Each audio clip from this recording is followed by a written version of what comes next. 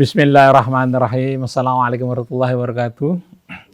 Allahumma sholli ala Muhammad ali Muhammad. Alhamdulillah kita berjumpa lagi hari ini di kediaman Ustadz Husein Alatas dalam acara Ulumul Quran bersama Ustadz Otong Surasman dan tentu saja bersama Ustadz Husein Alatas. Kita akan mengambil tema antara ilmu dan sangkan atau zon. Dan acara ini disiarkan juga oleh Radio Latansa Sukabumi, Radio Sela FM di Batam, Radio Habibullah di Banyuwangi, Radio Rasal di Palembang, Radio Madinah di Pontianak, juga radio Angkasa di Banyu Biru, kemudian Radio Silaturahim di Situbondo. Baik, kita mulai acara ini dengan membaca Al-Fatihah. A'udzu billahi minasy syaithanir rajim. Bismillahirrahmanirrahim. Alhamdulillahi rabbil alamin. Ar-Rahmanir Rahim. Maliki yaumiddin. Iyyaka na'budu wa iyyaka nasta'in. Ihdinas siratal mustaqim. Siratal ladzina an'amta 'alaihim ghairil maghdubi 'alaihim waladdallin. Alhamdulillah kita sudah membaca Al-Fatihah. Mudah-mudahan dengan Al-Fatihah ini memudahkan kita untuk memahami apa yang nanti disampaikan oleh Ustadz Husein atas. Sebagai pengantar, Ustadz Otong akan menyampaikan antara ilmu dan zon atau sangka. Tafadhol Ustadz Otong Surasman. Assalamualaikum warahmatullahi wabarakatuh. Waalaikumsalam warahmatullahi wabarakatuh. Innal hamdalillah, salatu wassalamu ala Rasulillah Muhammad ibn Abdullah wa ala alihi wa sahbihi wa mawalah. La hawla wa la quwata illa billah ma ba'du. Ustadzi al-kiram, Al-Habib Husein Alatas, Bapak Ustadz Muhammad Krisna, Ustadz Alfan, MPD Al-Hafidh, juga Ondi Saputra, juga para pemirsa Rasil TV yang dimuliakan Allah Subhanahu wa taala. Alhamdulillah rabbil alamin, di pagi yang sangat cerah ini ya. Udaranya segar, sejuk ya. Kita dapat berjumpa kembali pada kajian Ulumul Quran, sebuah ilmu yang sangat luar biasa yang saat ini banyak dilupakan khususnya oleh umat Islam, juga para ustadz, para kiai banyak melupakannya. Di mana pagi hari ini akan membahas tentang ilmu dan zon atau prasangka. Ada sebuah problem ya di masyarakat saat ini, khususnya di akademisi gitu. Jadi kalau tidak hasil riset ya, penelitian itu dianggap tidak ilmiah gitu. Termasuk kitab suci Al-Qur'an. Nah, ini kan itu. Ada riset dulu. Jadi yang riset itu yang disebut ilmiah ya, sementara yang bersumber dari Al-Quran itu dianggap tidak ilmiah. Nah, ini mungkin perlu pelurusan ya. Bahkan banyak jurnal-jurnal yang terbit itu ya, yang kita sayangkan itu kalau bersumber dari kitab suci Al-Quran itu kadang-kadang ditolak. Ini terlalu istilahnya formatif segala macam gitu. Nah, ini kan perlu pelurusan bagaimana agar justru merujuk kepada kitab suci Al-Quran. Nah, kemudian dengan adanya hasil risetnya itu dicocokkan dengan kitab suci Al-Qurannya gitu. Ini sebuah problem saat ini ya. Sehingga banyak orang-orang kita, khususnya mahasiswa ya, digiring kepada hasil riset-riset yang memang jauh daripada kitab suci Al-Quran gitu. Sementara sumber kitab suci Al-Qurannya ini banyak diabaikan. Juga termasuk masyarakat barangkali ya. Sekarang banyak berdiskusi segala macam, tetapi Qur'annya tidak dijadikan sebagai rujukan. Barangkali ini perlu dibahas secara rinci untuk membedakan mana yang ilmu yang sebenarnya, mana yang termasuk tadi adzon atau prasangka ya. Sehingga kita akan lebih terbuka lagi ya, khususnya masyarakat ya muslim. Juga mungkin supaya ada pencerahan terhadap para ustadz, para kiai ya, supaya kembali kepada kitab suci Al-Quran yang memang merupakan sumber ilmu gitu ya. Sementara di luar Al-Quran itu hanya sebagai katakanlah pelengkap, itu pun kalau tidak bertentangan dengan kitab suci Al-Quran. Juga mungkin yang agak lebih menarik itu firman Allah Subhanahu wa taala dalam surah Al-Isra ya. Kalau tidak salah itu ayat 85, A'udzubillahi minasyaitonir rajim, wa ma utitum minal ilmi illa qalila. Itu satu standar ilmiah. Kemudian satu sisi saya pernah membaca literatur pendapat Imam Ajar Kasim mengatakan inna sona'ata toliwatun tawilatun wal umru qasirun, katanya. Ilmu Quran ini ilmu yang sangat luas tetapi umur kita itu sangat pendek. Nah, barangkali ini untuk bisa kolaborasi dikombinasikan bagaimana supaya bisa memperjelas bahwa ilmu yang disebut ilmu adalah sumbernya adalah kitab suci Al-Quran ya, sementara selain kitab suci Al-Quran itu ada sebuah pelengkap kalau tidak bertentangan dengan Al-Quran. Nah, bagaimana supaya masyarakat itu ya, baik di kalangan akademisi maupun di kalangan masyarakat biasa bisa memahami. Ini mungkin sebagai pengantar singkat ya, agar kita melek ya, bisa membedakan mana ilmu dan mana yang bukan ilmu yang secara pasti. Terima kasih. Assalamualaikum warahmatullahi wabarakatuh. Waalaikumsalam warahmatullahi wabarakatuh. A'udzu billahi minasyaitonir rajim. Bismillahirrahmanirrahim. Alhamdulillahi rabbil alamin, hamdan katsiran tayyiban mubarakan fi kama yuhibbu rabbuna wa yarda. Subhanak la nuhsi thana'an 'alaika anta kama athnaita 'ala nafsik falakal hamdu hatta tarda walakal hamdu idza radit walakal hamdu ba'da ridha. Subhanak la ilma lana illa ma 'allamtana innaka antal alimul hakim. Wala haula wala quwwata illa billahil aliyyil azim. Rabbana zidna ilman wa alhiqna bis salihin. Salawatu rabbi wa salamuhu ala nabiyhi al-akram Sayyidina wa nabiyina Muhammadin wa alihi at-tayyibin wa sahabatihi al-ghurril mayamin wa tabi'ina lahum bi ihsanin ila yaumiddin, amma ba'du. Ikhwan, akhwat, pendengar, pemirsa radio TV Silaturahim yang dirahmati Allah dimanapun Anda berada. Saudara kita Ustadz Muhammad Krisna, Ustadz Otong, itu pula tamu kita Ustadz Alfan Sunardi, Andi, dan semua yang terlibat dalam perjuangan ini. Semoga Allah menerima amal-amal mereka semua. Allah Subhanahu wa ta'ala jadikan apa-apa yang dipersembahkan untuk perjuangan ini mengajak manusia kembali kepada Allah, kepada kitab sucinya, tuntunan nabinya. Allah Subhanahu wa ta'ala ampuni dosa-dosa mereka, berkahi kehidupan mereka, keluarkan mereka dari berbagai macam kesulitan dan problema hidup ini menuju keridhaan Allah Subhanahu wa ta'ala. Yang sakit dari mereka semoga Allah sembuhkan. Yang sedang mengalami kesulitan Allah Subhanahu wa ta'ala mudahkan. Yang berada dalam kesempitan Allah Subhanahu wa ta'ala lapangkan mereka.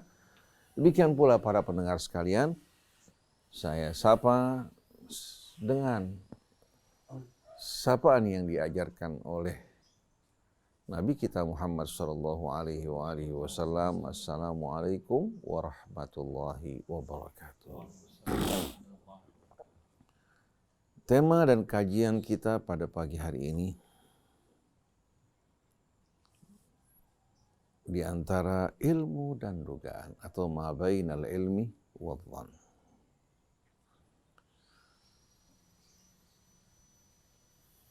Islam dengan kitab sucinya atau Allah Subhanahu wa taala dengan kitab sucinya memerintahkan kita dengan tegas untuk tidak mengikuti sesuatu tanpa dasar ilmu. Agar tidak mengikuti sesuatu tanpa dasar ilmu. Jadi Allah Subhanahu wa taala memerintahkan kita dalam menyikapi sesuatu, mengikuti sesuatu, atau menghukumi sesuatu, Allah perintahkan kita agar melakukan semua itu atas dasar ilmu. Dalam surah Al-Isra Allah berfirman, وَلَا تَقْفُ مَا لَيْسَ لَكَ بِهِ عِلْمٌ. Qafa artinya merupakan apa? Belakang seseorang. Qafa, al-qafa itu ya, tulang belakang namanya juga al-qafa, al-amud al-faqri. Kalau saya katakan dalam bahasa Arab, aqfu qafak, saya ikut di belakang kamu. Saya ikut Di belakang kamu. di belakang kamu. Atau uqfu qafah, ikuti di belakangnya. Jadi jangan kamu jadikan dugaan, sangkaan sebagai apa? Sebagai pegangan imam dan ikutan kamu. Wala taqfu ma laisa laka bihi ilmun, jangan ikuti sesuatu ya, tanpa dasar ilmu. Karena kalau kita mengikuti dugaan dijadikan sebagai pegangan dan imam kita, orang lain juga punya dugaan yang berbeda. Orang lain juga punya apa? Pandangan, pendirian yang bersumber dari dugaan yang berbeda. Apa yang terjadi? Terjadilah pertentangan dan perselisihan. Nah, ini yang terjadi di tengah-tengah umat Islam pada saat ini. Kebanyakan dari umat Islam, bahkan kebanyakan ulama mereka bukan menjadikan ilmu sebagai imam, tapi menjadikan dugaan sebagai imam. Inna sam'a wal basara wal fu'ada kullu ulaika kana anhu mas'ula. Lalu Allah tegaskan, hati-hati. Sesungguhnya pendengaran kamu, penglihatan kamu, begitu juga kalbu kamu, kelak akan ditanya oleh Allah, diminta pertanggungjawabannya. Kamu mengikuti sesuatu dasarnya apa? Kalau dasarnya ilmu, Allah Subhanahu wa taala terima. Tapi kalau dasarnya dugaan, Allah sudah melarang sebelumnya kita untuk mengikuti dugaan. Karena dugaan kita bahwa si fulan begini dan begitu, akibatnya apa? Kita mencemarkan kehormatannya, nama baiknya, membunuh karakternya, dan menumbuhkan kebencian di antara sesama kita. Betul enggak? Ini yang terjadi. Jadi dugaan, prasangka beredar di tengah-tengah kita semua, yang menyebabkan umat akhirnya mengalami kehidupan yang benar-benar carut marut, kocar kacir, berselisihan satu dengan lain. Oleh karena itu Allah berfirman, ya ayyuhalladzina amanu jitanibu katsiran minadh-dhann. Wahai orang yang beriman, jauhilah kebanyakan prasangka. Allah nggak bilang buruk sangka. Tapi jauhilah kebanyakan prasangka. Inna ba'dadh-dhanni itsmun, karena kebanyakan apa? Prasangka ini adalah dosa. Kebanyakan prasangka dosa. Kalau seandainya manusia dihukum atas dasar sangkaan dan dugaan, apa jadinya? Oleh karena itu dalam hukum Islam, al-muttaham bari hatta tathbuta alaihil idana. Seorang tertuduh itu masih dalam keadaan bari, masih dalam keadaan apa? Bebas, sampai terbukti ya, bahwa dia melakukan tuduhan yang dituduhkan padanya. Kalau baru dugaan, tidak dapat diterima. Dan itu yang masuk praduga tak bersalah. Betul. Oleh karena itu dalam Islam, kalau seorang katakan menyaksikan seorang laki-laki masuk ke dalam rumah seorang wanita, dia menyaksikan sendiri. dia tidak menyaksikan laki-laki tersebut berkumpul bersama si perempuan. Kalau si laki-laki ini mengadu ke pengadilan ya, dalam Islam, yang dihukum bukan si perempuan, si laki-laki. Orang mengatakan bagaimana? Kan dia tahu, dia lihat bahwa itu laki-laki masuk ke rumahnya. Itu menurut kata kamu. Hukum ini tidak bisa didasari oleh apa? Oleh ucapan seseorang masih apa? Dalam terbatas dugaan, belum meyakinkan. Ucapan kamu di mata kamu katakan yakin, tapi di mata kami ini apa? Ini baru dugaan, karena kamu satu-satu orang yang bersaksi. Kalau yang bersaksi 2 orang juga belum diterima. Yang bersaksi 3 orang juga belum diterima. Kalau yang bersaksi 4 orang, hanya menyaksikan laki masuk ke rumah perempuan tersebut tidak melakukan perbuatannya, yang dihukum bukan si perempuan, si laki-laki yang dihukum. Yang menuduh. Sampai terbukti bahwa si laki dan si perempuan melakukan perbuatan yang dituduhkan padanya dengan 4 orang saksi. Untuk lihat bagaimana Islam menjaga kehormatan seseorang. Tapi kalau di tengah kita ini, cukup kata orang sudah menjadi apa? Menjadi dasar untuk memvonis seseorang. Bagaimana dunia tidak hancur? Bagaimana kehidupan tidak rusak? Yang unik, saya menyaksikan sebuah kejadian di Amerika, atau satu kejadian di Amerika. Seorang pengedar narkotika tertangkap. Kemudian di mobilnya terdapat apa? Narkotik.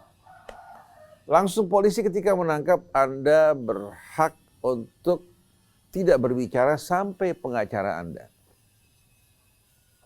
Kalau Anda tidak mampu membayar pengacara, negara yang akan membayarkan pengacara untuk membela Anda. Kenapa? Karena berbagai macam kemungkinan. Bisa aja itu barang, bukan barang dia. Seperti seorang dari Indonesia berangkat ke Tanah Suci. Jamaah haji yang lugu. Tahu-tahu ya, tas ternyata apa?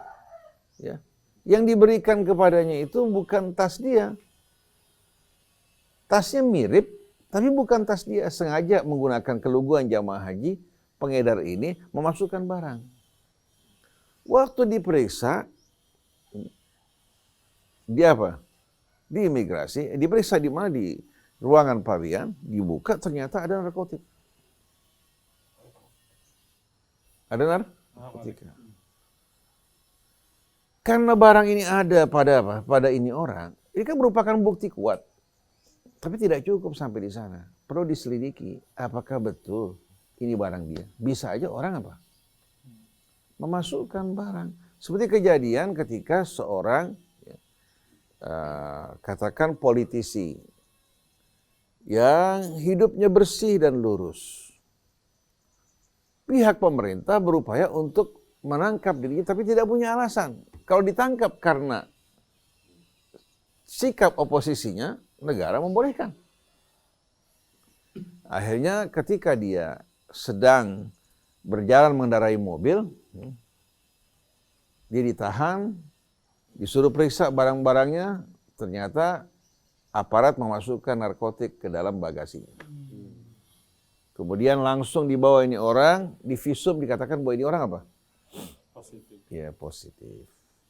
Nah, ini bisa saja terjadi. Oleh karena itu, di negara lain seperti di Amerika yang kita anggap negara superpower yang banyak melakukan kejahatan sebetulnya terhadap terhadap negara-negara berkembang termasuk Indonesia, di negaranya betul-betul apa?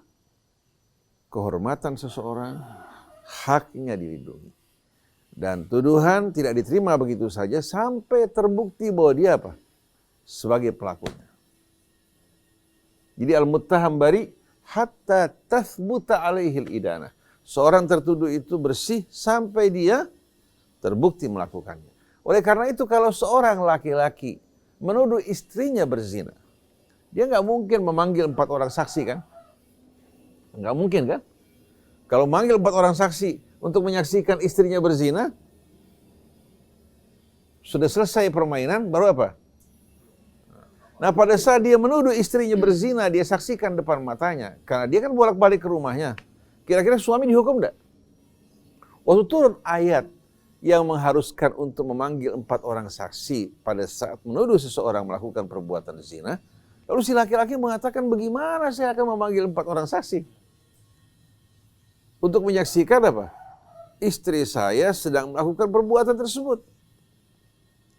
Turun firman Allah yang membedakan kasus ini. Kalau tadi kan bukan istri, kalau sekarang yang tertuduh adalah istri. Walladzina yarmuna azwajahum walam yakul lahum syuhada'u illa anfusuhum fasyahadatu ahadihim arba'u syahadatin billahi innahu fasyahadatu ahadihim arba'u syahadatin billahi innahu minas shadiqin. Kemudian wal khamisatu anna la'natallahi alaihi in kana minal kadhibin. Wa yadra'u anhal adzaba an tashhada arba'a syahadatin billahi innahu la minal kadhibin. Wal khamisata anna ghadaballahi 'alaiha in kana minas shadiqin. Walaula fadlullahi 'alaikum wa rahmatuhu wa annallaha tawwabun hakim. Ayat yang amat indah. Kalau para suami menuduh istri mereka melakukan perbuatan zina, tapi mereka tidak mempunyai saksi, maka kesaksian mereka bersumpah sebanyak 4 kali. Bahwa dia bersumpah menyaksikan istrinya melakukan perbuatan tersebut. Ya. Syahadatu ahadihim arba'u syahadatin billahi innahu la minas shadiqin. Dia bersumpah sebanyak 4 kali bahwa dia benar-benar menyaksikan istrinya. Dan dia siap untuk menerima laknat Allah apabila dia berdusta pada tuduhan tersebut. Lalu dengan kesaksian suami bersumpah 4 kali, yang kelima adalah melaknat dirinya di saat dia berdusta, si perempuan dihukum enggak? Tidak. Karena ini berdasarkan kesaksian 1 orang. Sumpah dan kesaksian suami untuk membebaskan dirinya dari hukuman. Bukan sumpah dia ya, sebagai saksi atau kesaksian dalil untuk menghukum si perempuan, tidak. Karena kalau dia tidak bersumpah ya, sebanyak 4 kali bersaksi bahwa dia betul-betul benar pada tuduhannya dan siap menerima laknat Allah, dia akan dikenakan cambukan 80 kali. Oleh karena itu, kesaksian 1 orang tidak cukup untuk menjatuhkan hukuman terhadap si wanita. Lalu si wanita setelah mendengarkan kesaksian suaminya diperintahkan juga untuk melakukan yang sama. Kalau dari CCTV bisa dijadikan itu enggak? Kalau seandainya CCTV juga sekarang susah. Orang bisa menggunakan apa? Orang bisa mempergunakan teknologi sekarang memasang badan orang dengan wajah orang lain. Betul enggak? Jangankan orang ahli, anak-anak sekarang dengan HP mereka ya, bisa menggantikan apa? Aktor-aktor terkenal. Ya. Jadi pakai wajah dia. Kepala dia. Repot. Jadi CCTV juga mudah untuk diperdayakan. Mudah sekali untuk diperdayakan. Nah, si wanita setelah mendengarkan kesaksian dan sumpah suaminya diminta melakukan hal yang sama. Kecuali kalau dia mengakui perbuatannya. Maka dia bersumpah juga sebanyak 4 kali. Bersumpah dengan nama Allah bahwa dia tidak melakukan hal tersebut dan dia bersaksi bahwa suaminya berdusta. Yang kelima, dan dia siap menerima laknat Allah, kemurkaan Allah apabila suaminya benar pada tuduhannya.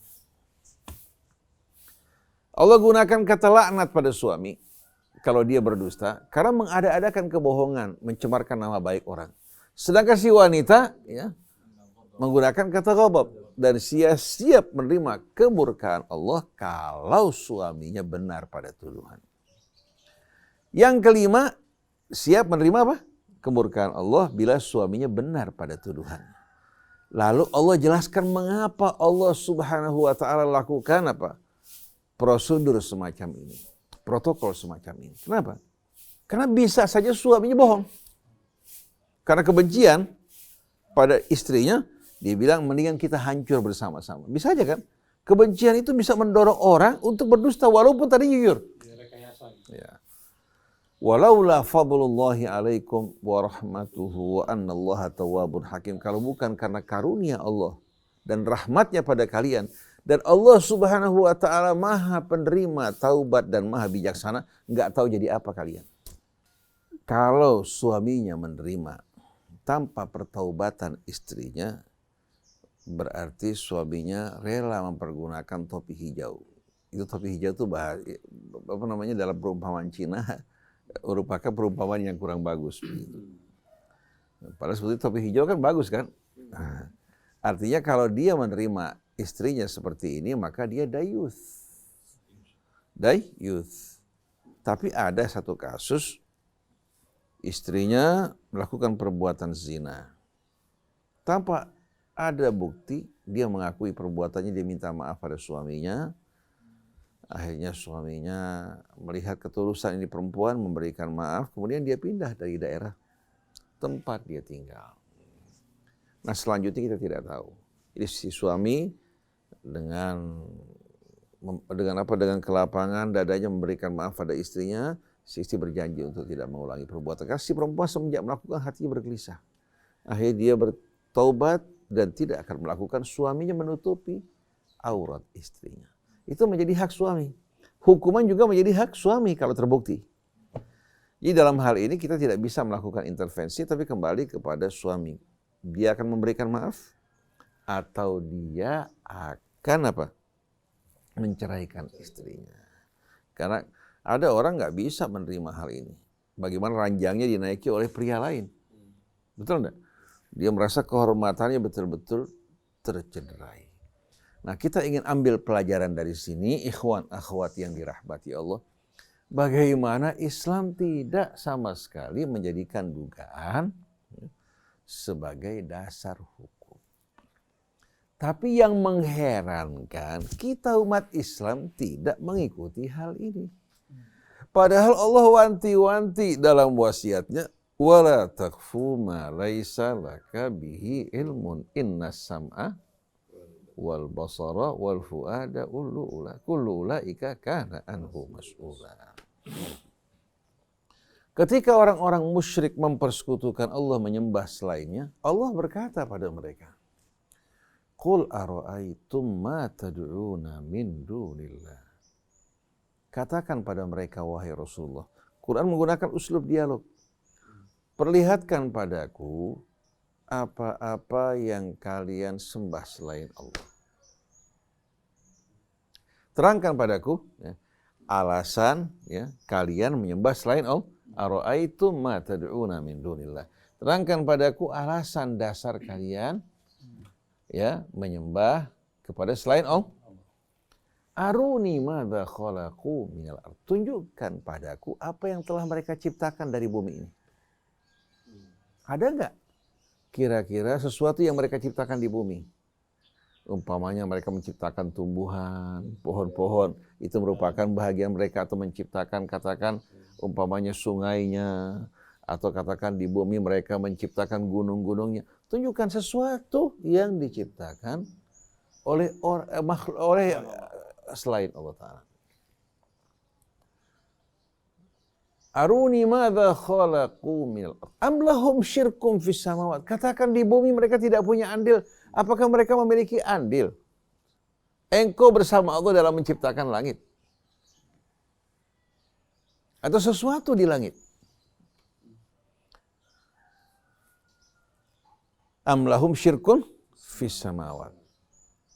Itu nih bi kitabin min qabli hadza au atharatin min ilmin in kuntum shadiqin. Bawa ke hadapanku sebuah kitab sebelum Al-Qur'an yang menjadi bukti atas ucapan kalian atau fakta-fakta ilmiah yang mendukung yang mendukung apa? Yang mendukung pernyataan kalian. Research, hasil ilmiah yang betul-betul konkret yang membuktikan bahwasannya selain Allah terlibat dalam penciptaan langit atau bumi. Dalam ayat yang lain pada surah Fatir, qul ud'u syuraka'akumul ladzina tad'una min dunillah. Aruni madza khalaqu minal ard. Am lahum syirkun fis samawat. Am atainahum kitaban fahum ala bayyinatin.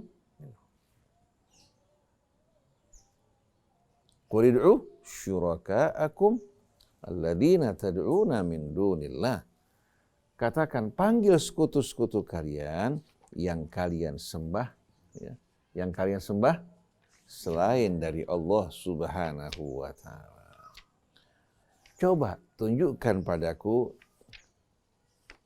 apakah mereka memiliki andil dalam menciptakan apa? Dalam menciptakan, bukan. Qul ara'aitum syuraka'akumul ladzina tad'una min dunillah. Ini ayatnya. Ayat 40 dari surah Fatir. Qul ara'aitum syuraka'akumul ladzina tad'una min dunillah. Katakan, tunjukkan padaku ya alasan kalian menyembah kepada selain Allah. Aruni madza khalaqu minal ard. Tunjukkan padaku apa yang telah mereka ciptakan dari bumi. Am lahum syirkun fis samawat.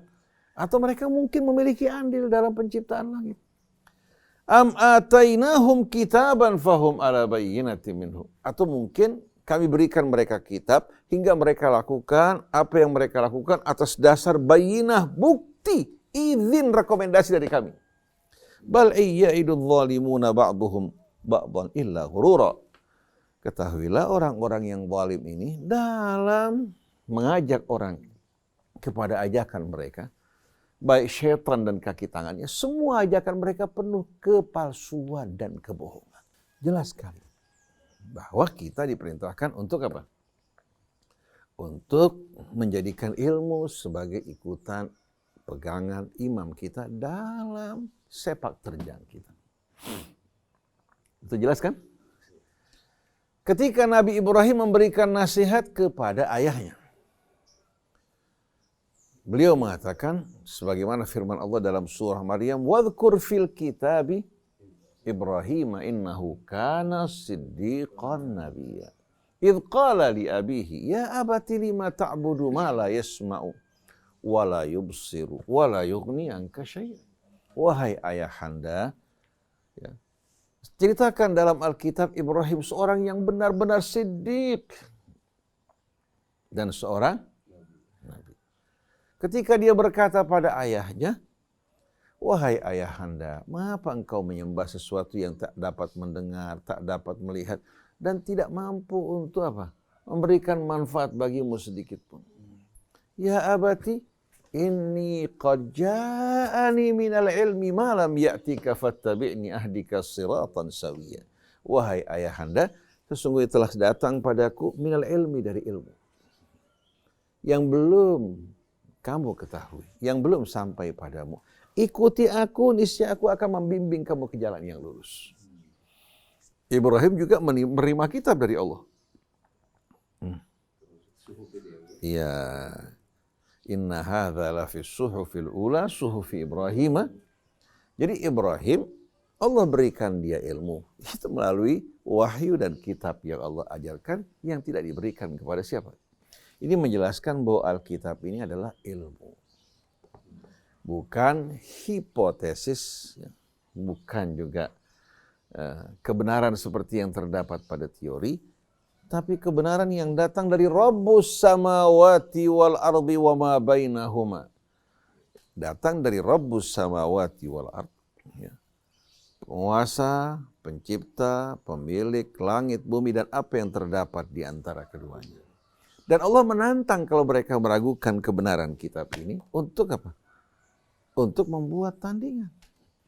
Dari mulai dahulu tantangan diajukan.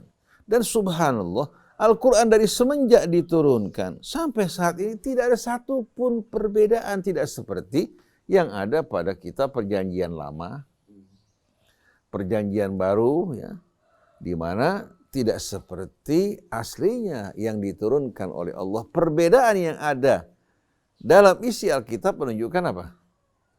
Bahwa semua ini meragukan datangnya dari sisi Allah. Tapi Al-Quran tidak ada satupun ayat, ya, bahkan kata yang berbeda. Baik dalam cetakan yang dicetak di negara Arabnya, dicetak di Indonesianya, dicetak di Irannya. Katanya Iran punya Quran yang berbeda, atau Syiah punya yang berbeda. Tidak ada perbedaan sedikit pun. Ini yang meyakinkan bahwa Quran dikumpulkan langsung oleh Nabi kita Muhammad sallallahu alaihi wasallam, disusun sebagaimana susunannya di Lauh Mahfuz. Bal huwa Qur'anun Majid fi Lauhin Mahfuz. Bukan disusun oleh sahabat Rasul, tapi disusun langsung oleh Nabi kita Muhammad sallallahu alaihi wasallam. Begitu beliau meninggalkan dunia, Quran telah terkumpul dengan baik. Oleh karena itu terjamin keasliannya. Nah, kalau orang mengatakan bahwa matahari depan matanya yang terang benderang, dia mengatakan tidak ada matahari. Padahal jelas-jelasan semua orang bisa melihat. Orang semacam ini kesaksian tidak dapat diterima. Maka ucapan dia yang mengatakan kita kembali kepada research ilmiah dan hasilnya, memangnya kamu pernah meneliti Al-Quran? Baca saja tidak pernah? Mempelajari tidak pernah? Kalau research itu melakukan penelitian. Silahkan kamu buktikan. Tapi ingat ya, Al-Quran untuk membuktikan kebenarannya, keasliannya harus kembali kepada Al-Quran. Jangan kembali kepada riwayat-riwayat yang bisa saja menyimpangkan, ya, pemahaman kita dari Al-Quran. Karena Al-Quran memberikan tuntunan pada kita untuk menafsirkan Quran dengan Al-Quran. Di samping Allah turunkan kitab suci yang berisikan petunjuk, Allah juga turunkan bayyinatin minal huda, keterangan yang menerangkan dari petunjuk tersebut. Kalau hasil tesis temuan mereka, ya, dasarnya adalah dugaan, ya sifatnya dugaan. Kalau dasarnya ilmu yang meyakinkan, berarti apa? Ilmu. Betul nggak? Di saat seorang katakan melakukan penelitian, lalu keluar kesimpulan bahwa besi di saat terkena panas dia akan memuai partikel-partikelnya. Dibuktikan pemuaian tersebut. Berarti apa? Kalau dia mengatakan bahwa Al-Quran bukan ilmu, ya, dia pernah nggak melakukan research tentang Al-Quran? Karena orang-orang yang lebih ahli dari dia. Kita lihat sebagai contoh kesaksian orang-orang seperti Maurice Bucaille, seorang dokter. Begitu juga orang seperti Jeffrey Lang yang tadinya berpindah-pindah agama. Dia bukan seorang yang berasal dari apa? Dari kalangan yang awam. Dia seorang guru besar matematika di Kansas University. Ya, dokter. Dokter ya, mengajar di Kansas University, ya, sebagai guru besar dalam bidang matematik. Begitu juga Lawrence Brown yang kita dengar tulisannya, ya, dari seorang ateis. Jadi kalau seandainya seorang dari IAIN yang tidak pernah melakukan penelitian, bahkan bicara mengenai ilmu, dia tidak paham apa itu ilmu. Ucapan dia semua bersumber daripada dugaan. Tidak kembali kepada ilmu. Kalau dia mengatakan bahwa Quran bukan merupakan sebuah kitab, ya, yang mengandung fakta ilmiah, lalu kita bertanya, fabi ayyi haditsin ba'dallahi wa ayatihi yu'minun. Kalau Allah Tuhan kamu, pencipta kamu, yang merangkai tubuh kamu dengan demikian indah dan sempurna, kamu katakan bukan ilmu, lalu apalagi yang masuk dalam kategori ilmu? Sebelum manusia memiliki pengetahuan mengenai tubuh manusia, Quran berbicara mengenai tubuh manusia dan jiwa manusia. Fakta-faktanya begitu indah, mengagumkan sampai banyak para ahli tunduk betul-betul. Tapi sayang, dia tidak pernah melakukan penelitian langsung. Dia hanya beo yang mengulangi ucapan-ucapan orang-orang di sekeliling mereka. Coba kalau dia memahami dasar ilmu yang sebenarnya, tidak akan mengucapkan hal seperti ini. Kalau dia pernah meresapi Al-Quran, tidak pernah mungkin sama sekali apa? Dia mengucapkan kata-kata seperti ini. Tapi sayangnya, ulama-ulama kita ini tidak mensosialisasikan Al-Quran. Tidak membawa pencerahan kepada umat dengan Al-Quran sebagaimana Nabi kita. Oleh karena itu ulama-ulama kita ini banyak menanggung dosa besar. Karena memalingkan umat dari Al-Quran, sibuk dengan riwayat, fikih yang sumbernya adalah dhon, dugaan. Lalu mereka berkelahi akibat menjadikan dugaan sebagai iman. Seperti yang Allah bilang, "Wa ma yattabi'u aktsaruhum illa dhanna." Kebanyakan mereka ini hanya mengikuti dugaan. Lalu setelah itu apa? Wa inna dhanna la yughni minal haqqi syai'a. Dugaan tidak mungkin dapat disandingkan dengan apa? Dengan hak, dengan kebenaran. Nah, kalau kita kembali kepada kata ilmu, kita jumpai, kita bicara mengenai ilmu sebagaimana keterangan Al-Quran. Supaya kita memahami ya, dengan jelas apa itu ilmu. Al-Quran mempergunakan kata ilmu itu kepada sesuatu yang pasti kebenarannya, yang real. Oleh karena itu, di saat Al-Quran berbicara tentang ilmu, maka yang pertama kali menjadi contoh adalah Al-Quran. Al-Quran.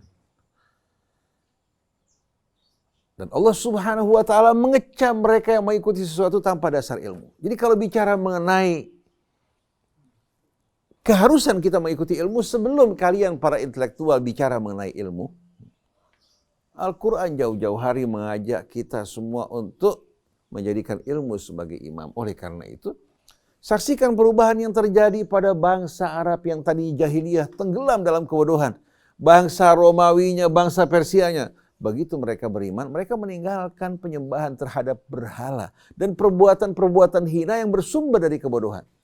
Mempersembahkan anak mereka sebagai korban, makan bangkai, darah. Ini kan semua bersumber dari mana? Kebodohan. Betul tidak? Islam berhasil membawa mereka menuju penerangan, meninggalkan minuman-minuman keras yang merusak akal mereka, meninggalkan makanan-makanan yang kotor seperti darah, babi, bangkai, kemudian mengajak mereka untuk hidup rukun dan damai. Ini terbukti dalam waktu relatif singkat, 23 tahun umat manusia mengalami perubahan. Apakah ini bukan ilmu? Sebelum mereka tenggelam dalam kejahiliahan. Sebelumnya tenggelam dalam kejahiliahan. Oleh karena itu tidak heran negara-negara di barat ya, dan di permukaan bumi ini banyak umat manusia walaupun telah meraih pendidikan yang tinggi, tapi dalam cara beragama mereka lebih awam dari orang awam. Betul tidak? Kita saksikan bagaimana Jepang, India kan maju. Tapi subhanallah dalam beragama kita jumpai ya, bagaimana mereka masih betul-betul primitif. Nah umat Islam, kalau mereka kembali kepada tuntunan Al-Quran, mereka akan berada dalam pencerahan. Dengan ayat Allah SWT, Allah mensucikan mereka dan menjadikan mereka orang-orang yang hidup dengan ilmu dan hikmah. Tapi sayang umat Islam bukan berjalan maju atau seirama dengan Quran yang mengatakan mereka menuju kemajuan, mereka justru jalan mundur karena mengikuti dugaan. Oleh karena itu ulama-ulama yang bergelar kita jumpai, di saat mereka berbicara mirip dengan orang awam. Mengedepankan dugaan, membelakangi Al-Quran yang merupakan ilmu. Oleh karena itu Al-Asfahani dalam Mufradat Al-Quran ketika menerangkan arti ilmu, dia mengatakan idraku syai'i bihaqiqati. Artinya kalau seorang memahami sesuatu dengan hakikatnya apa adanya, itu namanya ilmu. Saya berikan contoh sederhana. Kalau seandainya seorang menduga bahwasannya Ustadz Otong datang pada hari ini. Dugaan. Karena ada jadwal. Ada jadwal Ustadz Otong datang pada hari Senin. Untuk meyakinkan dia datang langsung ke apa? Ke acara. Dia jumpai ternyata Ustadz Otong ada. Atau dia telepon orang-orang di sekelilingnya, bertanya Ustadz Otong datang nggak pada hari ini? Berdasarkan para saksi semua yang ikut serta mengatakan beliau hadir. Kemudian beliau katakan coba dengarkan putaran ya, siaran pada hari tersebut. Dia dengarkan terbukti bahwa apa? Dugaan dia benar. Tapi kalau dia menduga Ustadz Otong datang, kemudian datang ke majelis menjumpai beliau tidak ada, berarti dugaannya salah kan? Begitu kan? Nah dugaan yang benar, pertama dugaan, begitu benar terbukti, meningkat menjadi ilmu. Tapi dugaan yang salah, dari apa? dugaan turun menjadi waham.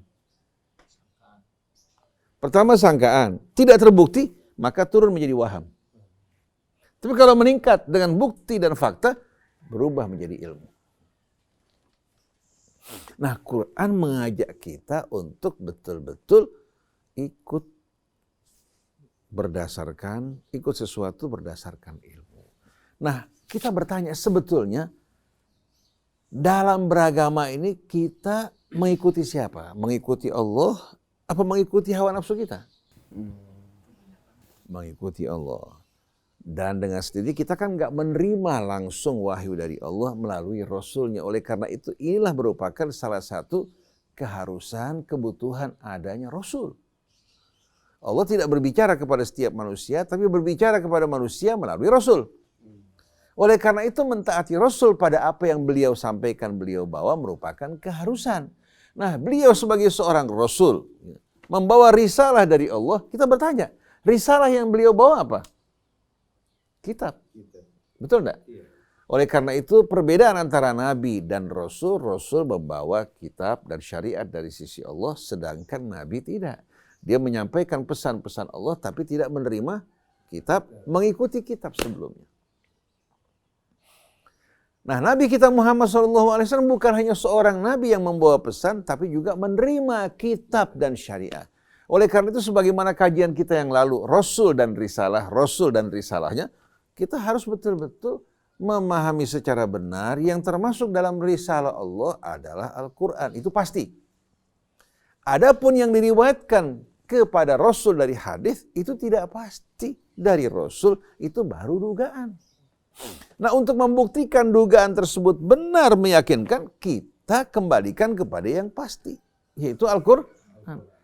Kalau tidak sesuai dengan yang pasti, tidak sesuai dengan ilmu yaitu Al-Quran, maka dia berubah menjadi waham. Berubah menjadi waham. Oleh karena itu, tidak cukup kita hanya mengoreksi, menyeleksi hadis berdasarkan sanad. Karena apa? Karena sifatnya subjektif. Tapi harus kita kembalikan kepada isinya. Jangan lihat sampulnya saja, tapi lihat apa? Walaupun sampulnya katakan diriwayatkan oleh thiqat dalam kitab fulan, belum tentu isinya benar. Kita sering terpedaya oleh sampul, ya, tidak memperhatikan isinya. Jadi kalau kita ingin tahu isi Alkitab tersebut ilmu atau bukan ilmu, hak atau batil, gampang. Kembalikan kepada Quran yang merupakan risalah Allah yang dipastikan. Oleh karena tidak mungkin Al-Quran dirubah dengan riwayat, tapi riwayat bisa apa? Bisa disoroti oleh Al-Quran. Karena dalam prinsip al-yaqin la yuzalu bisyak, yang meyakinkan tidak dapat dihapuskan dengan yang meragukan. Jelas kan? Tapi sayangnya bukan Quran menjadi neraca, menjadi furqan, malah Quran yang apa? Diutak-atik. Disesuaikan dengan riwayat. Akhirnya lahirlah berbagai macam perbedaan pendapat yang membawa ke arah perselisihan, kemudian mendorong orang untuk saling mengkafirkan dan menumpahkan darah. Maka tidak heran kalau nasib umat Islam seperti ini. Mereka bertanya-tanya, kenapa kita kalah padahal kita orang-orang yang beriman pada Allah? Kalian kalah karena tidak mengikuti tuntunan Allah. Untuk meraih kemenangan, di samping kita harus mengikuti tuntunan Allah dalam kitabnya, kita juga harus mengikuti as-sunan al-kauniyah. As-sunan al-kauniyah ini adalah ilmu pengetahuan yang Allah tanamkan di alam raya ini. Barat maju karena mereka belajar. Sedangkan kalian mundur karena kalian tidak belajar. Jangan salahkan Allah subhanahu wa ta'ala. Termasuk di 185 itu kan jelas ya. Huda linasi wa bayyinatin minal huda wal furqan, itu kan jelas sekali gitu ya. Tapi kenapa jadi dibuat orang tidak jelas? Kama anzalna alal muqtasimin alladzina Qur'ana yubayyin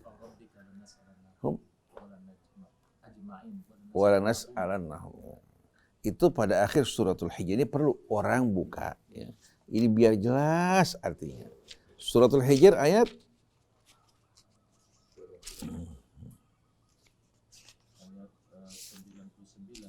ya. Jadi jangan orang bilang mengaco. Kita ingin menjumpai jawabannya langsung dari firman Allah Subhanahu wa taala. Kama anzalna 'alal muqtasimin. Sebelumnya walaqad atainaka sab'an minal mathani wal Qur'anal azim 87. Sungguh kami telah mengaruniai engkau sab'an minal mathani. 7 ayat yang berisikan pujian, pujaan, ya. Dan diulang-ulang kehadirat Allah. Itu suratul Fatihah. Suratul Fatihah ini menunjukkan bahwa bismillah bahagian dari Al-Fatihah. Karena dia merupakan ayat pertama. Kok nggak dibaca?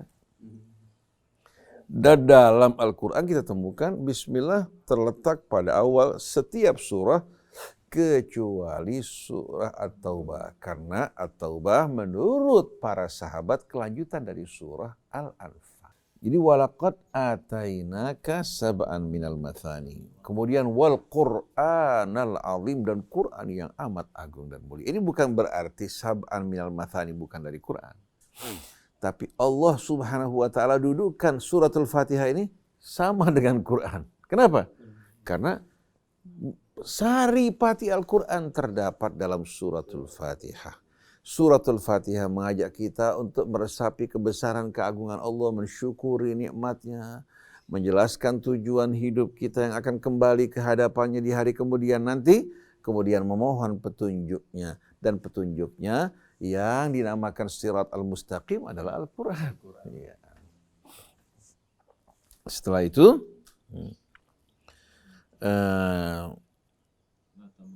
la tamuddanna ainaika ila ma matta'na bihi azwajan minhum wa la tahzan alaihim wakhfid janahaka lil mu'minin. Jangan biarkan mata kamu wahai Rasulullah menoleh kepada berbagai macam hiasan-hiasan dunia yang kami berikan bagi mereka sebagai kenikmatan. Karena begitu pandangan kita tertuju pada kehidupan dunia, akal kita, kesadaran kita akan hilang. Nah, ini Rasulullah diperintahkan untuk tidak mengalihkan pandangan matanya, tidak memanjangkan pandangan matanya kepada mereka-mereka yang Allah Subhanahu wa taala berikan kesenangan dunia. Kemudian wala tahzan alaihim. Jangan kamu juga berduka atas mereka. Karena kalau mereka memilih untuk meninggalkan engkau, tidak mengikuti engkau, engkau tidak bertanggung jawab. Ini kesalahan-kesalahan mereka. Tapi wakhfid janahaka lil mu'minin, rendahkan sayapmu di hadapan orang yang beriman. Tawabu, tidak menyombongkan diri. Ini Rasul, sang imam, duta yang diperintahkan Allah untuk apa? Betul-betul fokus dalam menyampaikan dakwahnya, mengharapkan ridha Allah, mengutamakan hari akhirat dan tidak mengutamakan dunia. Tapi ulama-ulama kita tidak mengikuti nasihat Allah. Dia menganggap lebih kuat dari Rasul. Akhirnya berkecimpung dalam urusan dunia, bergabung dengan konglomeratnya, pejabatnya. Akhirnya ilmunya digunakan hanya sebagai kendaraan untuk dunia. Ulama-ulama banyak yang bersifat angkuh, menyombongkan diri. Bahkan pasang tarif yang semahal-mahalnya. Sedangkan Rasul diperintahkan untuk merendahkan sayapnya di hadapan orang yang beriman. Bagaimana kisah Rasul bersama Ibnu Umi Maktum kan? Kita lihat ya. Allah Subhanahu wa taala ya, memerintahkan Rasul untuk mengutamakan Ibnu Umi Maktum dari para pemuka Quraisy. Bukan karena Rasul tadinya tergiur oleh kekayaan mereka, sama sekali tidak. Tapi kalau mereka beriman, mereka akan mengangkat dan menjauhi tangan mereka dari kaum mustad'afin. Rasulullah orang yang hatinya betul-betul dipenuhi kecintaan pada Allah, mana dia tergiur pada kehidupan dunia ini. Dia memilih kehidupan yang amat sederhana. Setelah itu, wa qul inni anan nadhirul mubin, dan katakan sesungguhnya aku hanya seorang pemberi peringatan yang nyata. Setelah itu Allah Subhanahu wa taala ceritakan kama anzalna 'alal muqtasimin. Sebagaimana yang kami turunkan pada orang-orang yang bagaimana? Muqtasimin. Apa arti muqtasimin? Yang mengambil, yang menerima sesuatu sepotong-sepotong, tidak utuh. Iqtasama yaktasimu, dari qasama yaksimu yang arti membagi. Yaitu apa? Ini kejadian bukan baru, dari mulai zaman dulu. Para nabi sebelumnya ini, pengikut-pengikut mereka ada termasuk di antara mereka yang bagaimana? Yang punya kebiasaan melakukan apa? Melakukan, menyikapi ayat-ayat Allah Subhanahu wa taala, mengambilnya sepotong-sepotong, mereka tafsirkan, mereka giring mengikuti hawa nafsu mereka. Sebagaimana kami ya telah menurunkan kepada para muqtasimin, orang-orang yang terbiasa untuk apa? Mengambil ayat-ayat Allah, menafsirkannya dengan sepotong-sepotong, tidak seutuhnya. Ini orang Yahudi lakukan. Mereka sembunyikan sebahagian, tampakkan sebahagian. Alladzina ja'alul Qur'ana 'idhin, yang menjadikan Quran 'idhin. 'Idhin dari kata apa? Dari kata udwun, anggota. Abba yu'abbi ta'biyatan, ya. Orang-orang yang memotong-motong, memisahkan anggota badannya. Udwun itu udwun, a'dha anggota, bisa saja anggota badan. Ya. Bagaimana mereka tidak memahami Al-Quran sebagai satu kesatuan, tapi menjadikannya apa? Terpisah-pisah. Mereka mengambil ayat yang mereka suka, meninggalkan yang lain. Afatu'minuna bi ba'dil kitab wa takfuruna. Jadi yaitu mereka para muqtasimin ini yang menjadikan Al-Quran ini terpecah-pecah, terpisah-pisah, bukan satu kesatuan. Fawarabbika lanas'alannahum ajma'in, maka demi Tuhanmu kami akan bertanya ya kepada mereka semuanya. Kenapa kalian lakukan hal ini? Amma kanu ya'malun, tentang apa yang mereka perbuat. Fasda' bima tu'mar wa a'rid 'anil musyrikin, sampaikanlah apa yang Allah perintahkan kepadamu, jangan gentar dan berpalinglah dari orang-orang musyrik. Nah, orang-orang musyrik ini yang punya kebiasaan mengambil ayat Quran sepotong-sepotong dan menafsirkannya. Jadi Ustaz Alfan tadi bertanya, bagaimana kita agar tidak tersesat dalam memahami Al-Quran, fahami Al-Quran dalam satu kesatuan. Contohnya, kita ingin memahami arti takdir Allah. Jangan jauh-jauh, kembali kepada Al-Quran. Kumpulkan semua kata takdir dalam Al-Quran. Lihat penggunaannya untuk apa. Ternyata Quran menggunakan kata takdir itu untuk menjelaskan ketentuan Allah yang sifatnya aturan dan hukum. Aturan dan hukum. Tidak berbicara mengenai perbuatan manusia yang dikendalikan oleh Allah. Tidak sama sekali. Seperti wasyamsu tajri li mustaqarril laha, dzalika taqdirul azizil. Matahari bagaimana? Walaupun dia menjadi poros bagi planet-planet yang mengitarinya, dia juga mengorbit di sekitar apa? Mengorbit, mengelilingi pusat galaksinya bersama planet-planet yang mengelilinginya. Tajri li mustaqarril laha. Itulah merupakan ketentuan aturan dari yang maha perkasa lagi maha tahu. Tapi tidak ada ayat yang menjelaskan bahwa Allah Subhanahu wa ta'ala mentakdirkan manusia melakukan sesuatu. Kemudian ditanya, gak ada. Ada gak itu? Kalau firman Allah, wallahu khalaqakum wa ma ta'malun, Allah yang menciptakan kalian. Kan ayat sebelumnya, afata'buduna ma tanhitun. Apa kalian sembah apa yang kalian buat, yang kalian pahat? Padahal Allah yang menciptakan kalian, dan apa yang kalian sembah itu berhala-berhala, itu kan bahan bakunya Allah yang ciptakan.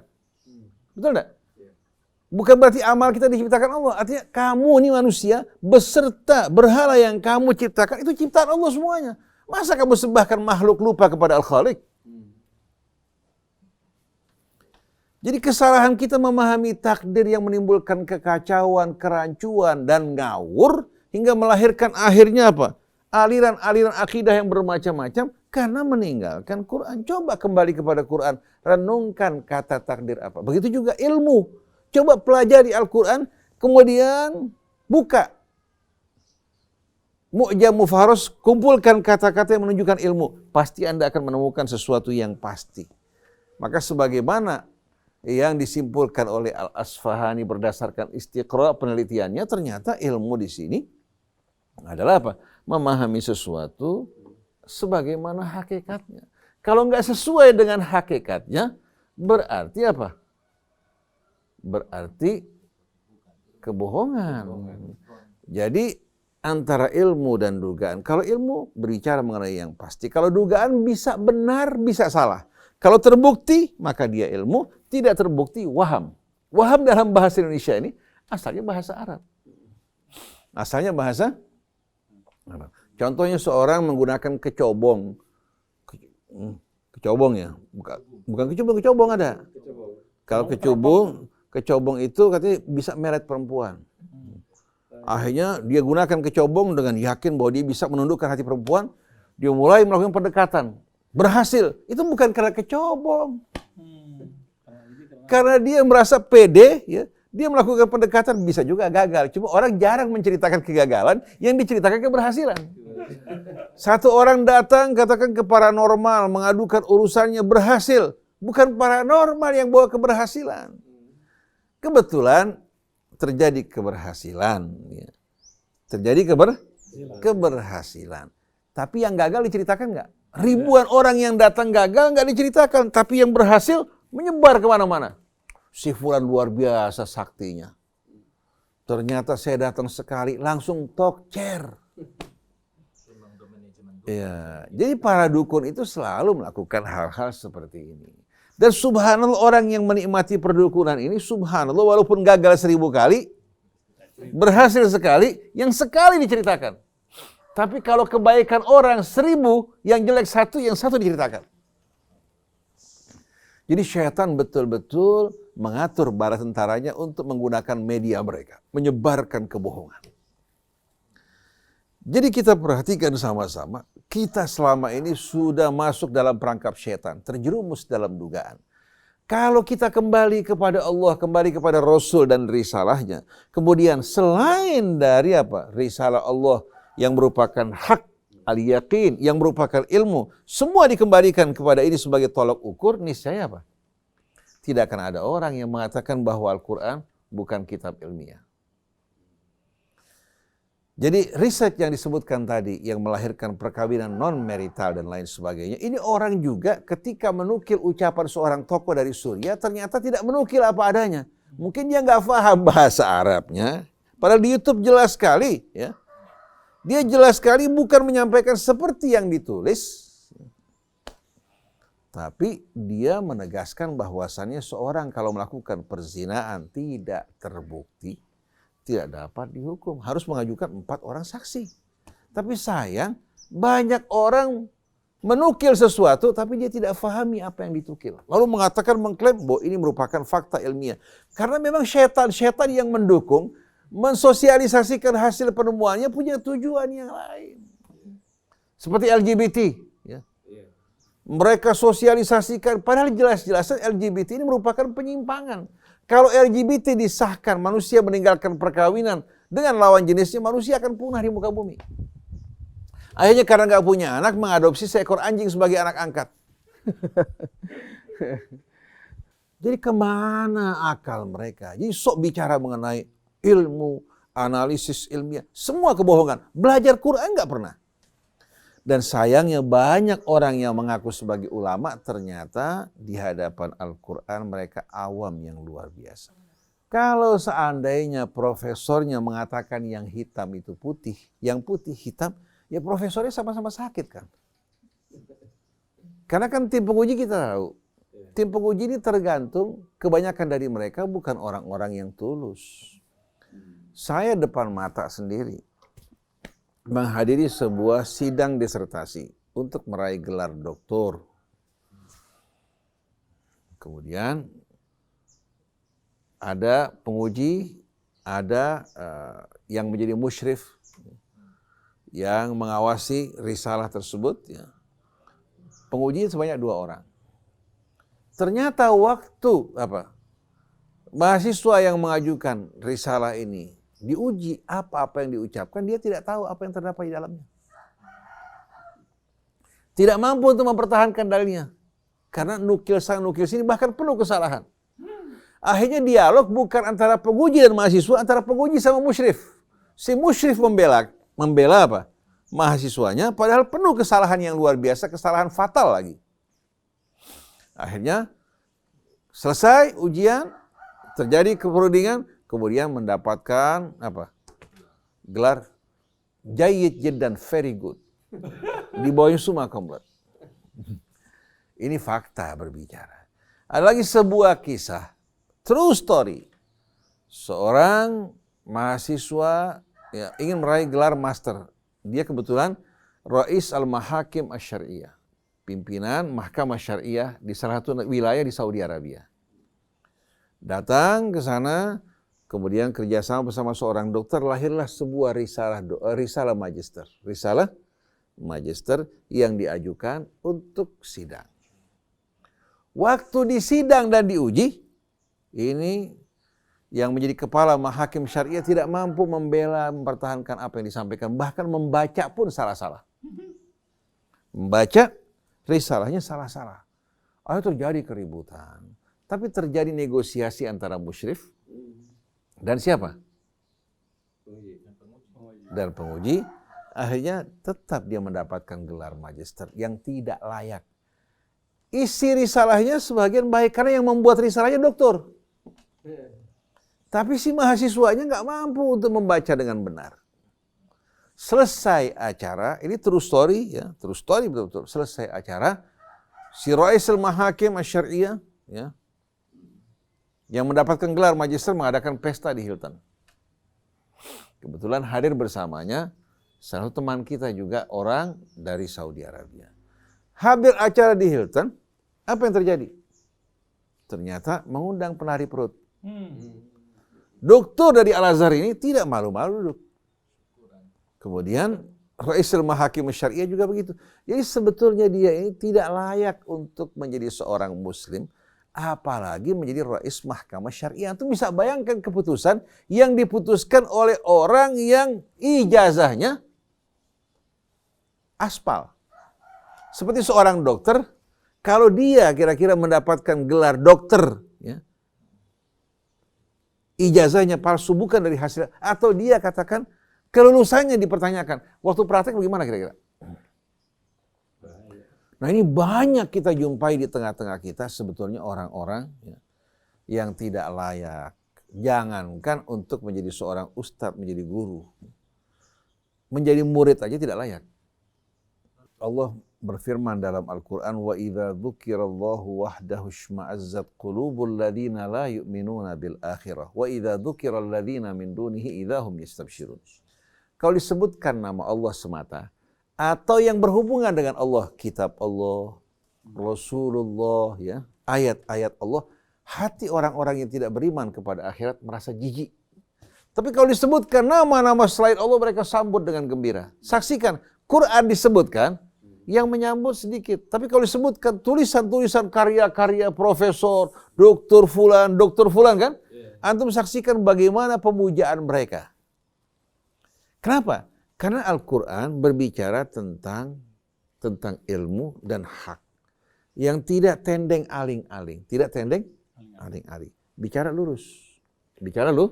Lurus. Nah, sebahagian manusia nggak suka hal ini. Karena kalau lurus, bisa apa? Bisa nabrak dirinya. Oleh karena itu, sebahagian ulama tidak ingin sama sekali menyampaikan Quran yang lurus. Karena bisa-bisa dirinya ketabrak. Bisa-bisa apa? Dirinya ketabrak. Quran tidak ada sama sekali pilih bulu. Di hadapan siapapun sama, kaya, miskin, tinggi, rendah, Quran akan berjalan lurus. Oleh karena itu dinamakan as-sirat al-mustaqim. Sedangkan mereka tidak suka yang lurus seperti ini. Oleh karena itu mereka cari-cari dari luar Quran. Seperti mereka meninggalkan Taurat dulu digantikan dengan Talmud. Mereka meninggalkan Injil yang benar digantikan dengan risalah-risalah Paulus dan lain sebagainya. Begitu juga umat Islam sama. Kebanyakan dari mereka nggak suka Al-Quran. Bukan nggak suka bacaannya, iramanya. Kalau dibaca dengan suara indah dalam sholat itu kan hiburan buat mereka. Sama dengan mereka mendengarkan musik, daripada mendengarkan musik gak ada pahalanya, mereka dengarkan Quran. Tapi isinya mereka tidak suka. Oleh karena itu Rasul mengadu di hari kemudian nanti, wa qala ar-Rasul, ya Rabbi inna qaumi ittakhadhu hadzal Qur'ana mahjura. Rasul mengadu di hadapan Allah, ya Allah, sesungguhnya kaumku telah menjadikan Quran ini terasing dari kehidupan mereka. Dibaca, dihafal, tapi mereka asing dari kehidupan mereka. Tuhan tidak punya hak ikut campur. Oleh karena itu, ketuhanan yang diterima hanya ketuhanan yang berkebudayaan. Budaya di atas, Tuhan di bawah. Inna lillahi wa inna ilaihi raji'un. Ustaz, kalau kebenaran itu boleh nggak lebih dari satu? Kebenaran contohnya? Contohnya apa? Misalnya 5 tambah 5, 10. 8 tambah 2, 10 juga. Itu. Orang dari Eropa menuju ke Mekah, orang dari Indonesia menuju ke Mekah, orang dari Australia menuju ke Mekah. Ketemu nggak? Ketemu. Jalannya? Beda-beda. Dari arah yang berbeda menuju ke poin yang sama. Tapi kita kalau dari poin yang sama menuju ke arah yang berbeda, ketemu kebenaran nggak? Tidak. Nah yang aneh pada saat ini, yang mereka anggap kebenaran bisa bermacam-macam, di saat mereka bertolak dari poin yang sama menuju ke arah yang berbeda-beda, ya sampainya beda dong. Betul enggak? Begitu juga apa? Kita pada saat ini, seringkali kita nggak boleh mengatakan apa? Nggak boleh hitam putih. Nah kalau Quran bilang hitam putih, kita merubah Quran. Tapi kalau yang namanya dugaan, bisa saja kamu benar, bisa salah. Sampai bukti membuktikan siapa yang betul-betul benar. Betul enggak? Oleh karena itu fikih Syafi'i, Maliki, Hambali, Hanafi, selagi semuanya merupakan pendapat, itu dugaan. Orang yang mengatakan fikih itu sifatnya qat'i dan pasti, orang yang tidak memahami apa itu fikih. Karena fikih kembali kepada pemahaman manusia. Kalau yang pasti, apa yang datang dari Allah dalam bentuk syariat yang disepakati. Apa yang diwarisi dari Rasulullah dengan kesepakatan, itu namanya syariah. Oleh karena itu, sholat kita rukun-rukunnya, ya, yang disepakati semua memang hal yang datang dari Rasulullah tanpa meragukan. Tapi yang berbeda-beda, antara kunut, tidak kunut, meletakkan tangan di sini, seharusnya jangan kita anggap ini ilmu yang pasti, yang berbeda bid'ah. Yang berbeda ini bahaya besar. Ini bahaya besar. Jadi kita harus tempatkan ilmu-ilmu, dugaan-dugaan. Oleh karena itu dalam suratul An'am Allah berfirman apa? Fa ghairallahi abtaghi hakama, ayat 114. Afa ghairallahi abtaghi hakama. Apakah selain Allah yang saya inginkan, saya harapkan sebagai hakim? Apakah selain dari Allah yang saya harapkan menjadi hakim? Padahal selain dari Allah terikat dengan hawa nafsu, terpengaruh oleh kebodohan. Wa huwa alladzi anzala ilaikumul kitaba mufassala. Padahal Allah ini yang telah menurunkan untuk kalian Alkitab secara terperinci. Walladzina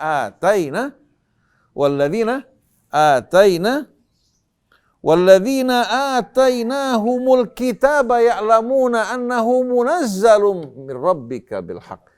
Dan orang-orang yang telah kami berikan Alkitab sebelumnya, mereka betul-betul tahu, bukan hanya dugaan, tahu bahwasannya Al-Quran diturunkan dari sisi Allah bil haq, dengan membawa kebenaran yang pasti. Fala takunanna minal mumtarin, maka engkau jangan sekali-kali tergolong orang yang bimbang dan ragu, wahai Rasulullah.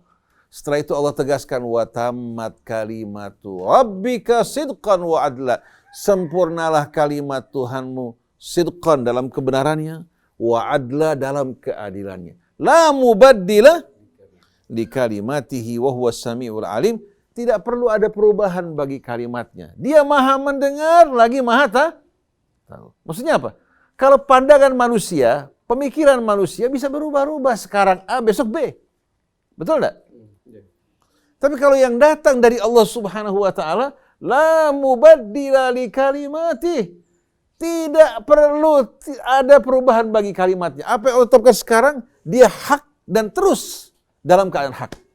Jadi nggak ada perubahan karena ada pengetahuan baru, penemuan baru, maka dibutuhkan perubahan. La mubaddila li kalimati.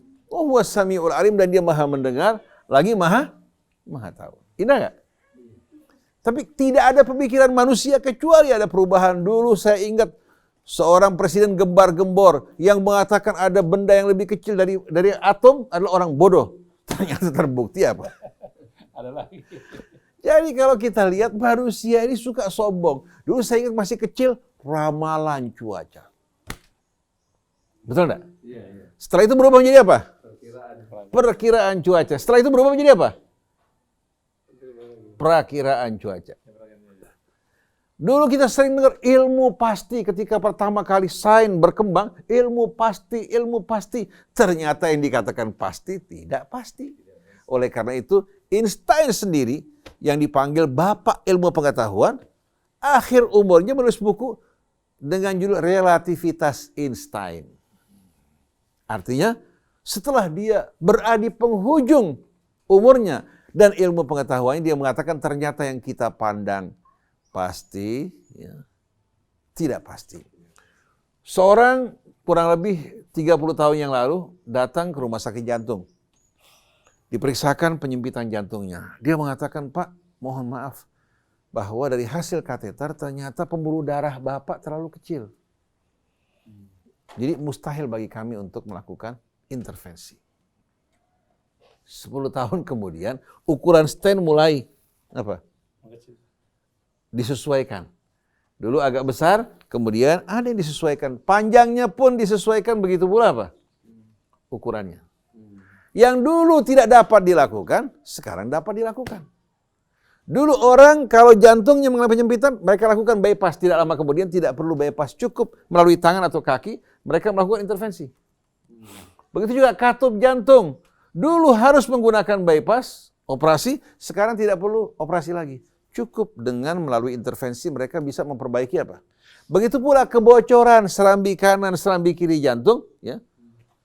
Tidak perlu lagi menggunakan operasi, cukup mereka menggunakan double umbrella melalui intervensi, double payung menutupi sumbatan tersebut.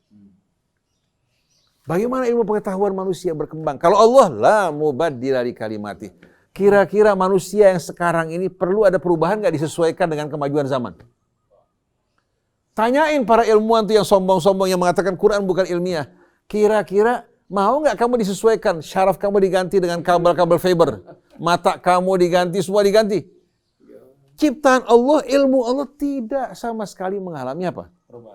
Wa tammat kalimatu rabbika sidqan wa adla la mubaddila li kalimatihi wa huwas samiul.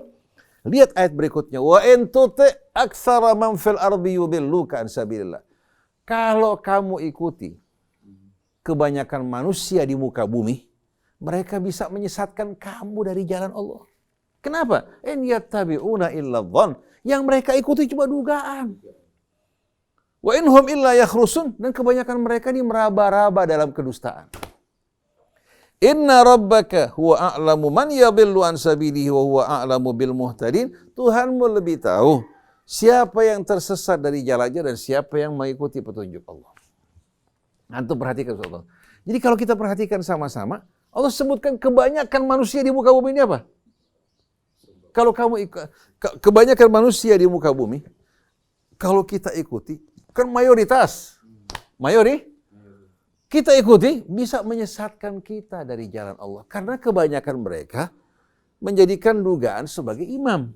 Tapi kalau kita ikuti Allah, insya Allah nggak salah dan manusia nggak jadi kambing percobaan.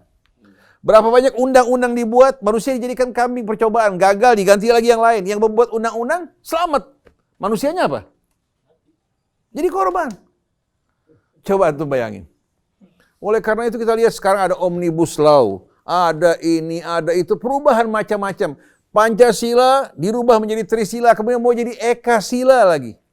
Coba antum lihat. Jadi kalau mengikuti selera manusia, hancur kehidupan kita. Walau ittaba'al haqqu ahwahum la fasadata. Walau kana fihi ma'alihatun illallah la fasadata. Kalau seandainya di langit bumi ada Tuhan selain Allah, langit bumi akan mengalami kehancuran. Walau ittaba'al haqqu ahwahum la fasadati samawati wal ard wa man fihin. Kalau kebenaran harus ikut selera manusia, langit bumi akan hancur dan seluruh isinya. Nah sekarang kita bertanya, mau ikut Allah yang menyelamatkan kita dunia akhirat atau mengikuti dugaan manusia? Disesuaikan dengan selera mereka. Tuhanmu lebih tahu siapa yang tersesat dari jalannya dan siapa yang berada dalam petunjuk. Nah, kita bawakan ayat terakhir dalam hal ini. Karena sebetulnya ayatnya begitu banyak. Saya ambilkan aja. Ya. Termasuk apa namanya? Rincian-rincian tentang etika segala macam itu kan itu berarti bagian ilmu dari Al-Quran itu. Al-Quran di samping menunjukkan kita ya, sesuatu yang harus kita ikuti, kita pegang, juga memberikan kita apa? Rambu-rambu. Jadi dalam menerima sesuatu, kita harus betul-betul didasari oleh apa? Oleh ilmu. Baik itu melalui pembuktian, penglihatan, pendengaran, ya, atau saksi-saksi yang tidak meragukan sedikit pun. Adapun kabar yang dibawa 1-2 orang itu bukan ilmu. Oleh karena itu hadis-hadis yang diriwayatkan dari Nabi 99% hadis ahad. Tidak mungkin kita mengatakan bahwa ini ilmu. Oleh karena itu saya heran lahir yang namanya ilmu hadis. Hadisnya dugaan, kok bisa jadi ilmu? Hadisnya dugaan. Kecuali kalau dipilih hadis yang mutawatir, yang disepakati, yang isinya sesuai dengan Quran, baru namanya apa? Ini masuk dalam kategori ilmu. Jadi kalau antum perhatikan orang menempatkan ilmu dengan begitu mudah. Mereka meragukan Quran, lalu menempatkan ilmu kepada selain Al-Quran. Nah, saya ingin lanjutkan sedikit. Bagaimana orang-orang musyrik bicara tanpa dasar ilmu dan ternyata ini terjadi pada kita. Suratul An'am ayat 148. Sayaqulul ladzina asyraku law sya'allahu ma asyrakna wala abauna wala harramna syai'. Orang-orang musyrik bilang, kalau Allah kehendaki, niscaya kami tidak akan mempersekutukan Allah. Begitu juga orang-orang tua kami tidak akan mempersekutukan Allah dan mengharamkan sesuatu. Jadi mereka bilang kalau Allah kehendaki, kami tidak akan musyrik, tidak akan mengharamkan sesuatu tanpa izin Allah. Berarti syirik itu menurut mereka atas kehendak Allah. Ini kan luar biasa fitnah yang keji pada Allah Subhanahu wa taala. Kalau mereka berhasil melakukan sesuatu, mereka kembalikan kepada mereka. Kalau berbuat salah, mereka kembalikan pada takdir Allah. Allah Subhanahu wa taala menjadikan manusia sebagai khalifah di muka bumi. Berikan petunjuk, utus rasulnya, berikan mereka akal, tunjukkan jalan menuju surga ke neraka. Mereka pilih ke neraka dengan pilihan mereka, Allah yang disalahkan. Allah tidak mungkin bertanya pada seseorang yang melakukan bukan dengan pilihannya. Suku dia dari Jawa, bentuk rupa dia, nggak mungkin bertanya di hari kemudian nanti, Ustaz Otong kenapa lahir di daerah Sunda? Ustaz Alfan kenapa lahir di Malang? Mustahil. Tapi yang menjadi pilihan kita itu yang akan kita pertanggungjawabkan. Kadzalika kadzdzabal ladzina min qablihim hatta dzaqu ba'sa. Demikianlah orang-orang dulu sebelum kita juga mendustakan ayat-ayat Allah, kebenaran dari Allah dengan dalil yang sama. Hatta dzaqu ba'sana, sampai mereka merasakan azab kami. Berbuat salah, berbuat khianat, mereka bilang ini semua dari Allah. Kalau Allah kehendaki, kami tidak akan melakukan. Betul, kalau Allah kehendaki untuk memberikan hidayah pada manusia semuanya, nggak ada yang musyrik seperti para malaikat. Tidak ada satupun malaikat yang membangkang. Tapi kalau seandainya demikian, surga tutup, neraka tutup, nggak ada hisab di hari akhirat. Kenapa? Karena manusia bukan bekerja dengan pilihannya. Justru Allah menciptakan manusia, statusnya beda. Sampai malaikat bertanya dengan penuh kekhawatiran. Masa kamu tempatkan makhluk di muka bumi yang bakal merusak dan menumpahkan darah? Dijawab oleh Allah, betul ada yang mereka menumpahkan darah, ada juga yang beriman, beramal soleh. Jadi ternyata ini argumentasi yang dipakai orang dulu sampai sekarang juga sama. Demikianlah orang-orang sebelum mereka mendustakan kebenaran sampai datang juga azab kami pada mereka. Setelah itu Allah mengatakan apa? Qul hal indakum min ilmin fatukhrijuhu lana. Katakan, apa kalian punya ilmu, punya bukti, silahkan keluarkan di hadapan kami. Ucapan kalian, tuduhan kalian apakah berdasarkan ilmu? Fatukhrijuhu lana. Silahkan kalian keluarkan di hadapan kami. In tattabi'una illa dhanna wa in antum illa takhrusun. Kalian ini semua kebanyakannya hanya mengikuti dugaan, meraba-raba, menduga-duga atas dasar kebohongan bukan kebenaran. Jelas kan? Jadi Allah bilang bahwa bukti berdasarkan ilmu silahkan bawa ke hadapan kami. Ternyata mereka nggak bisa bawa, paling dugaan, atau mereka bawa riwayat-riwayat Israiliyat ya, yang menisbatkan bahwa apa? Bahwa perbuatan manusia dikendalikan oleh Allah Subhanahu wa taala. Oleh karena itu jangan pernah mengikuti sesuatu tanpa dasar ilmu. Maka atas dasar ini kitab Allah merupakan pegangan panduan utama buat kita dan dia juga merupakan mizan dan furqan. Kita bukan menolak kebenaran yang datang dari manapun juga. Oleh karena itu di saat kita menyikapi buku-buku yang lain, pendapat-pendapat yang lain, kita kembalikan kepada yang pasti. Ini dugaan, dikembalikan kepada yang meyakinkan. Apabila sesuai kami terima, tidak sesuai, maaf-maaf. Allah melarang kami untuk mengikuti sesuatu tanpa dasar ilmu. Jadi mau dari hadis, mau dari kitab sebelumnya, mau dari pendapat ulama bagaimanapun bijaknya, kalau tidak sesuai dengan kitab Allah, kita katakan mardudun alaikum. Kita kembalikan pada kalian.